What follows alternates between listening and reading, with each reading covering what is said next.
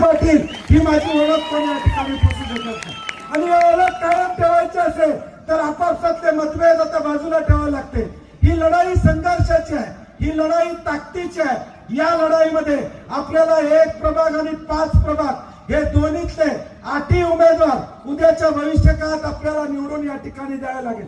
8 उमेदवार आपल्याला निवडून देण्याची भूमिका उद्याच्या भविष्य काळात त्या ठिकाणी स्वीकारावी लागेल.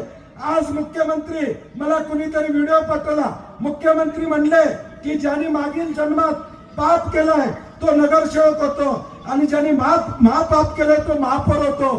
त्यामुळे आता भाजपमध्ये पापी आणि महापापी आहे. कोल्हापूरची जनता काय त्यांना मतदान करणार?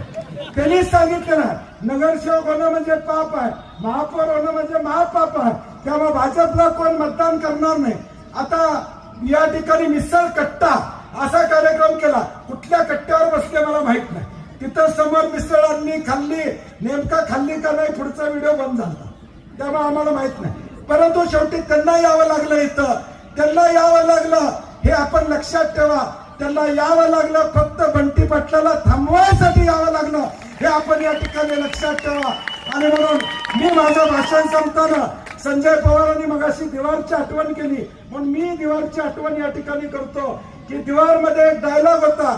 दीवार पे अमिताभ बच्चन शशि कपूरला म्हणतो, मेरे पास बंगला है, गाड़ी है, तुम्हारे पास क्या है?